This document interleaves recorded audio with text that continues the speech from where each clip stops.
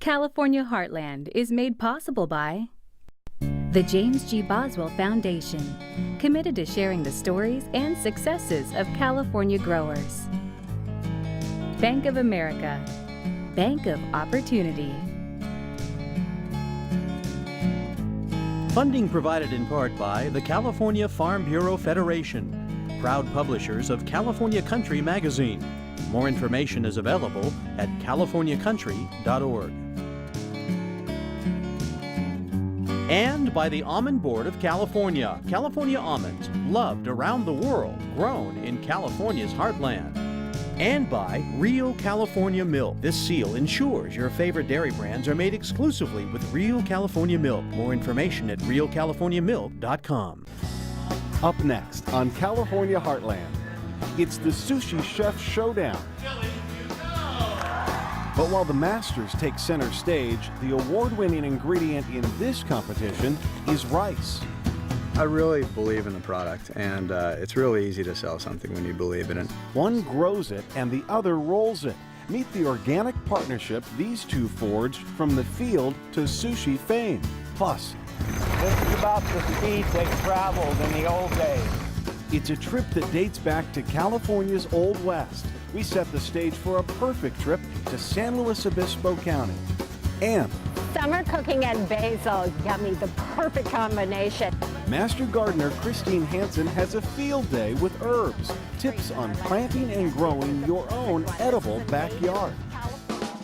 From your backyard to the back country, in a field or on your family table, it's all about what keeps California moving and growing. This is California Heartland.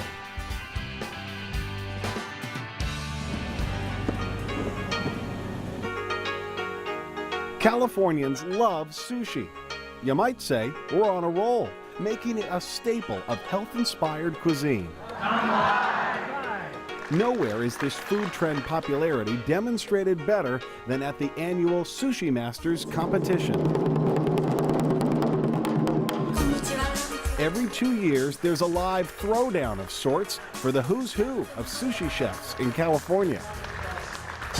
Billy Ngo! Representing Sacramento is Billy Ngo, part owner and executive chef of Crew Restaurant.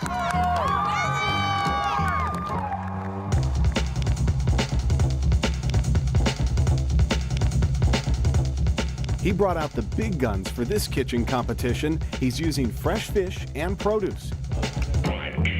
Insiders will tell you it's all about the rice. And it's got to be cooked just the right way. It's got to be cooled down the right way, adding the right ingredients to make the sushi rice out of it. So it's not just cooking it and doing it, there's a lot more to it. Billy's mastered the rice cooking technique, but the real secret to his sushi success goes back to the farm, because every kernel he cooks is organic. All the rice he uses is grown here at the Rue Enforcement Ranch, a family farm located 40 minutes from the restaurant. Michael Bosworth, the fifth-generation owner of the farm, oversees every aspect of production.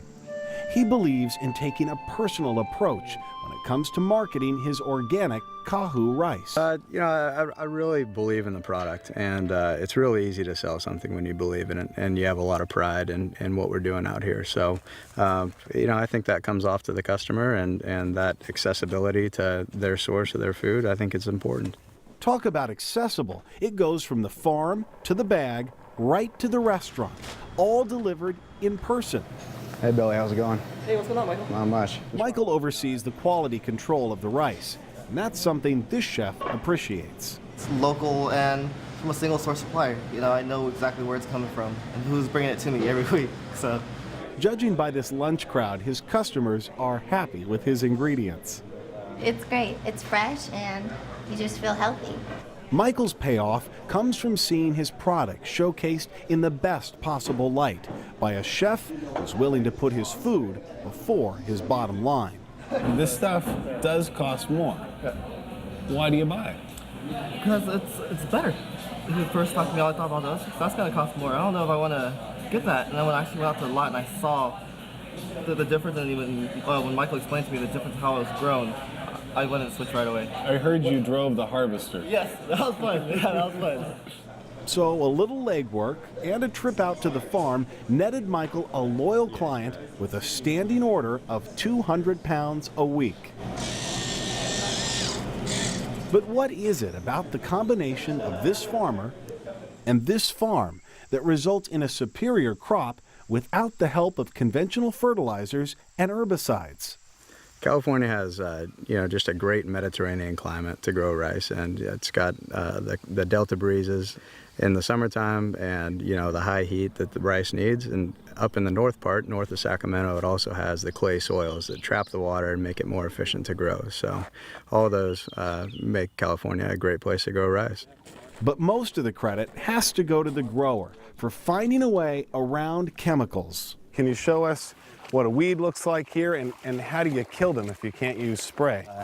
Here's a sedge plant, for example. This is an aquatic plant, loves water. So what we do is dry up the field for 2 to 3 weeks, and that'll just starve these little puppies out of water. But the rice survives. The rice survives. It's got a deeper root structure. This has a shallower root structure. Killing weeds with water. Exactly.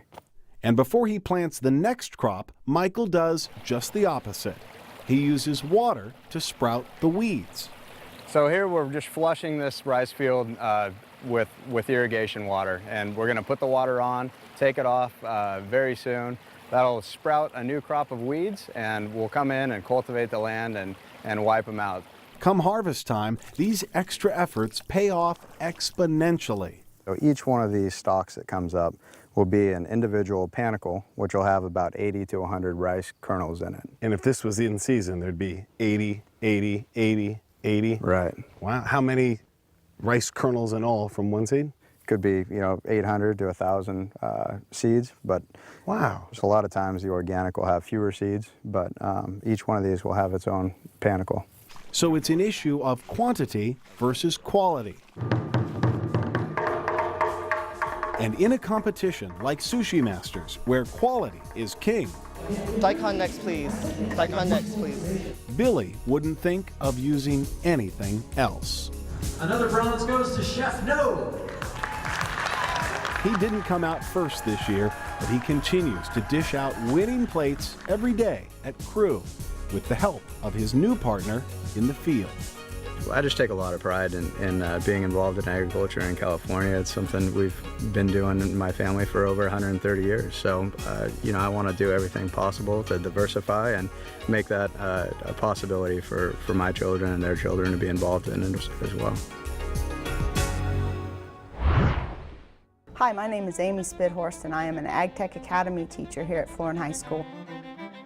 Here at Florin High School, we really have a diverse set of learners that are attracted to the Ag program. We have over 850 students enrolled. When I first started at Florin, I knew nothing about agriculture. It was totally new to me and totally foreign. By now, I know everything about it, and I know that without it, you're basically nowhere in this world. The program is a comprehensive agriculture program, and we're a school within a school here at Florin High School.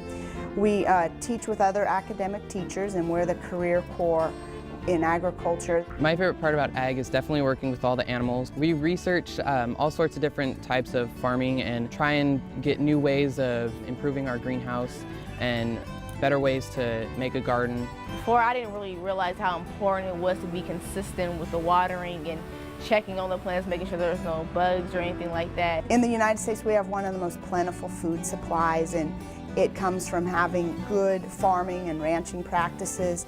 And I think it's very important for our students to be a part of that, to understand it, and as they go on to be future voters, they can make good decisions. It's important because this is how we eat. People study plants and different fruits and vegetables, and this is what we need. Ag Tech is an awesome program. I love it. Forget what comes in the can, because nothing compares to fresh garden beets. The beetroot is harvested primarily for its earthy flavored root, but many hook up the leaves as well. The veggie might be known for being beet red, but the beet comes in a variety of colors. You can plant beets in January and February and expect to eat them come springtime. Food and lifestyle expert Laura McIntosh is bringing it home with a fabulous beet salad with goat cheese. All right, our recipe. What are we doing today? Okay, so we are going to make a very simple salad out of a soft ripened goat cheese, some baby beets, and a little arugula. Okay, And now of I'm not a course, fan the of walnuts. beets, but I hear that this salad's to die for. It is. We do variations of the salad in our restaurant every fall. Right. And the beets, if properly cooked, are beautiful. They are, aren't they? Okay, so let's show everyone how to do it. What's our Okay. first step? So first we're going to prepare the beets. We're going to just trim the tops off here. Ooh, look at that And color. the tails. Yeah, gorgeous color inside. Oh, that's beautiful. Many varieties of beets. You can get the red, the pinks, the yellows. They're beautiful. They're gorgeous. So we're just going to peel this guy. Okay. And then you want to cut it up, or I can cut it. Whatever you want. Are we doing chunks? I can do chunks nice and easy. Yeah. Okay, go for it. Okay. I call that the caveman cut. So we can do that. Oh, look at how beautiful that is. And then we're sauteing this? Yes. Let this get nice and hot. Now, as far as sauteing, there's always a trick to it a little bit. Make sure your olive oil in your pan is nice and hot. Absolutely. You don't get the caramelization on your vegetables if you don't, or whatever you're cooking. Yeah. Unless you get the oil properly hot. All right, so that's a really good tip to use when you're in the kitchen. All right. So it looks like we're pretty good here. So we'll go ahead and toss these in. There we go. Get them all in there. And just let them roast for a little while until we get some nice color on Let them. them do their thing. Okay, and you have some already done. Let's take a look Yes. at it, just so that we can see what it looks like when they come out. Now look at how Beautiful. beautiful. And it kept just the color. a little It's olive oil, gorgeous. salt and pepper, and that's all you need, and the natural sugars come through. Perfect, perfect. Okay, that was easy. So Yeah, far, so good. Okay. So now, basically, we can assemble our salad here. Put a little pinch of salt. Okay. And a crack of black pepper. Okay. And just We're toss tossing that up. What's really nice are these are simple ingredients. You're highlighting the flavor and the taste of the arugula. You're not masking it with a lot of different. Absolutely, and that's our preferred style of cooking, just to start with the best ingredients and a simple preparation. All right, we are mixed. All right, so now I'm going to take our goat cheese here, and this is a wheel of a soft ripened goat cheese. We've let this come up to room temperature, so it's nice and soft now. Right, okay. I'm just going to cut it in half. So now we need to assemble the salad. This is of our goat cheese here. This is what I love to watch. I love to watch the chefs put it together. We'll take some of our beets here. Put in the middle. Put them on the plate there.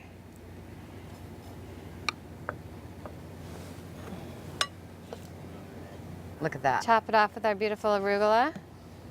Okay, that's great. And last, we can't forget the walnuts. No, of course, our nuts here.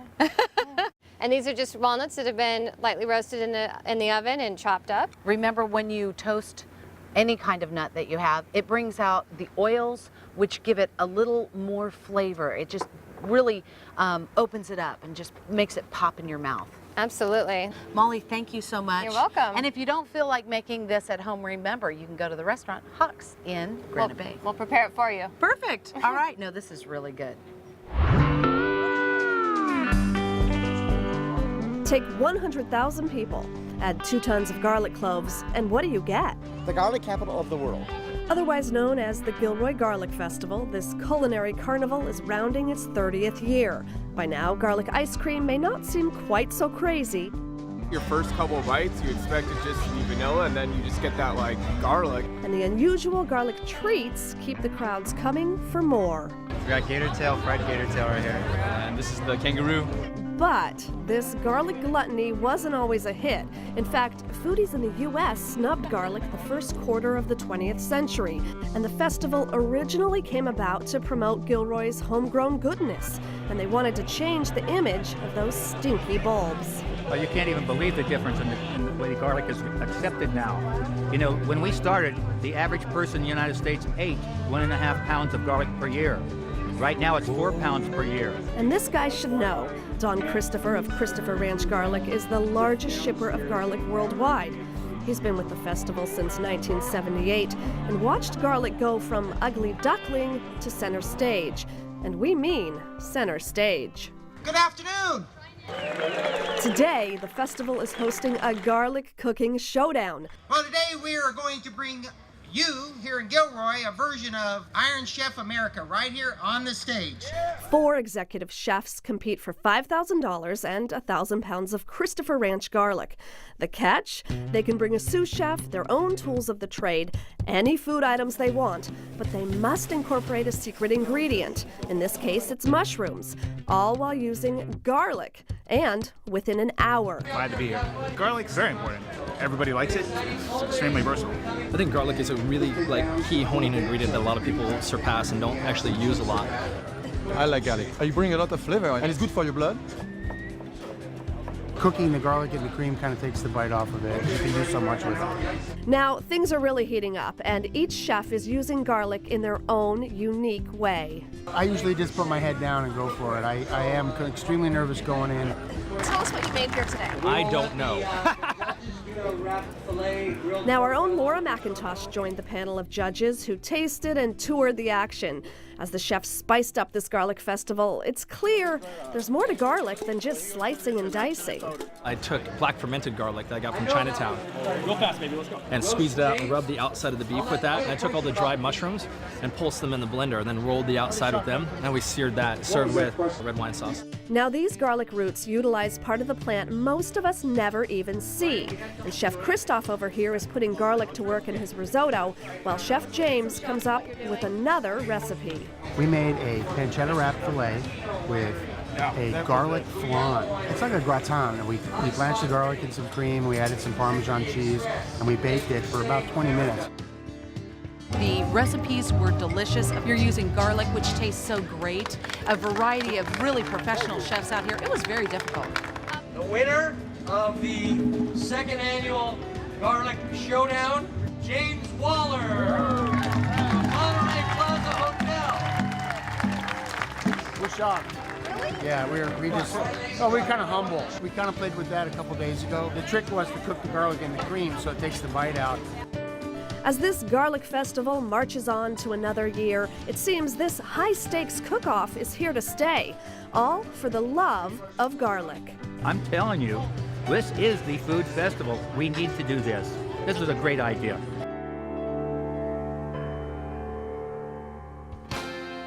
Pack your bags and grab your boots. It's time to hit the road with the Ag Traveler.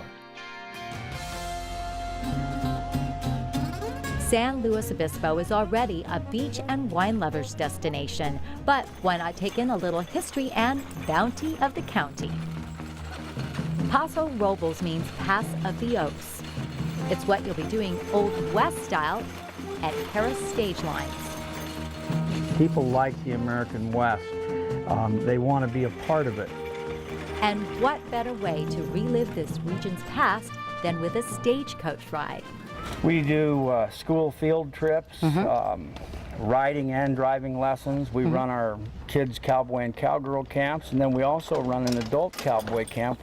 Tom Harris, his wife Debbie, both former rodeo pros, and their son Cactus, a trick roper, combine their talents to make your visit feel as if you're traveling in the 1800s. They needed the coaches to run people up and down the state of California and also out of state. This is about the speed they traveled in the old days. Speeding around in Tom's Concord stagecoach was the highlight for these kids. They traveled all the way from Connecticut. We entertain people, and we do it the cowboy way. And I always wanted to own a stagecoach since I was a little boy, so my dream came through in 1985. At Harris Stage Lines, not only can you ride in a stagecoach, you can also learn how to drive one. You getting it? Yeah. All right. A unique experience for visitors and Tom. The object is to keep horsemanship alive and the American West alive. We're losing these things that are very important to our American heritage. Now for an experience that'll rub you the right way. Just down Highway 101 to Navajo. This is where you'll find Deanne Coons farming what she calls the quirkiest little plant, the Luffa. But it's actually a member of the gourd family of all things, like your zucchinis and squash and cucumber. What started out as a hobby with a handful of seeds is now a full-time labor of love for Deanne, who harvests up to 7,000 loofahs a year. I loved showing and telling people about the life of the loofah. There was so much interest that Deanne decided to make informational tours the focus of her loofah farming. Even though we have little flyers that show a vine, people come out all the time. They still get out with their water shoes. Some people get out with duffel bags that's got snorkel equipment in it. And it's like, no, come on, we'll show you. Everywhere you see one of the yellow flowers, the loofahs are going to develop right out of the base of the flowers. You will quickly see how this big vegetable, a delicacy in some cultures, turns into something you use for bathing. Instead of feeding itself, it goes through a whole different life cycle. It sucks everything out. It'll redistribute through its mother vine into every other loofah that is still growing until this guy goes from this big, heavy green to the lighter yellow and the lighter brown till it actually turns brown on the vine. Come there. Where's that loofah hiding? This was beautiful. I think it's good for kids to get out. They get their hands on. They learn where these products come from. They, like we all thought maybe they came from the ocean, but they actually grow here in a greenhouse on a little farm.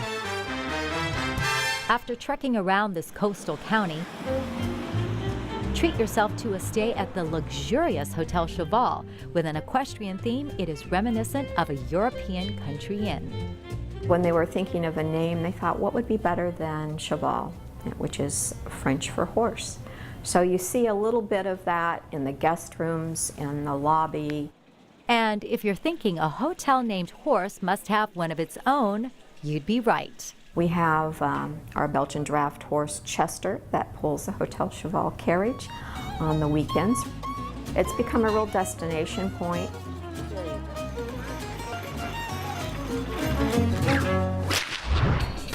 Everyone's a farmer when it comes to their own backyard.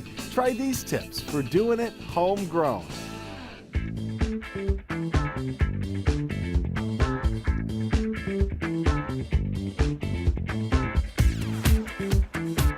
Most of us think of herbs as spices that come in bottles, cans, and packages like these from the grocery store. But these come from plants that are versatile and easy to grow in your own yard. So stop paying the big bucks for clippings like these and buy plants that will not only spice up your food, but your landscaping too.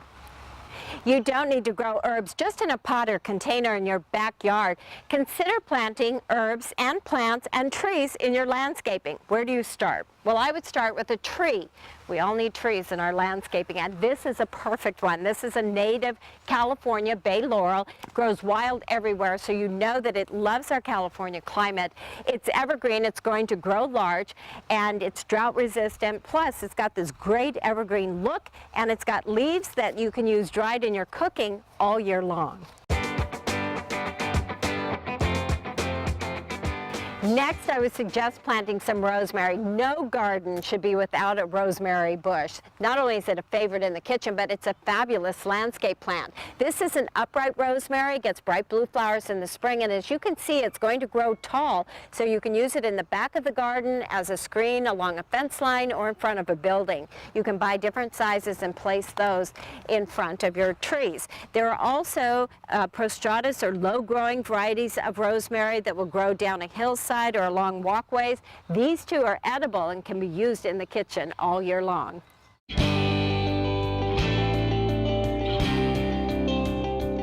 Then there's thyme, and this is my very favorite herb in the kitchen. I use it for salad dressings, but it's also my favorite landscape plant.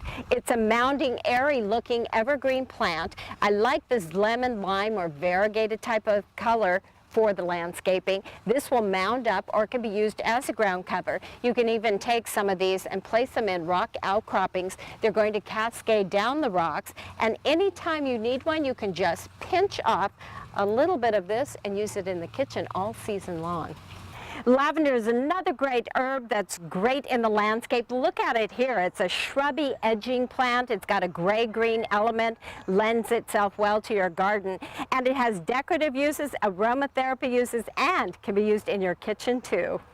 Summer cooking and basil, yummy, the perfect combination. Cuttings you get from the farmer's market won't last you all summer long, but a plant will. They're annuals, they come in green or purple. You just need to mix them into the garden and keep them pinched so that you have bright green leaves all summer long until the very first winter frost.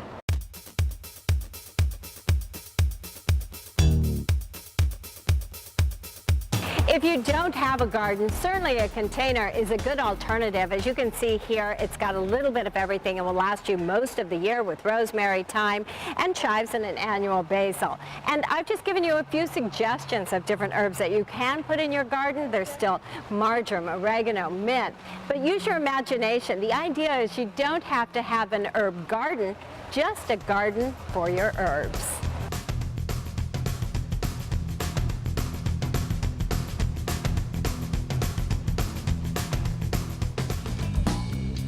That's California Heartland. For more information on any of these stories, go to californiaheartland.org. I'm Chris Boros. We'll see you next time. Oh, yeah. Did you smell? Here's another good one. This is spearmint. Yeah, that doesn't look very good, though. Yeah, that's embarrassing. Makes you appreciate the masters, I'll tell you that. A lot of people think of driving lessons, you know, in their car, but you can give them driving lessons. Yeah, we give them the And this is real your steering driving wheel lesson. right here, That's right? To order a copy of this show, visit us online or call 1-888-814-3923. The cost is $14.95 plus shipping. California Heartland is made possible by the James G. Boswell Foundation, committed to sharing the stories and successes of California growers. Bank of America, Bank of Opportunity. Funding provided in part by the California Farm Bureau Federation, proud publishers of California Country magazine. More information is available at californiacountry.org. And by the Almond Board of California. California almonds, loved around the world, grown in California's heartland. And by Real California Milk. This seal ensures your favorite dairy brands are made exclusively with Real California Milk. More information at realcaliforniamilk.com.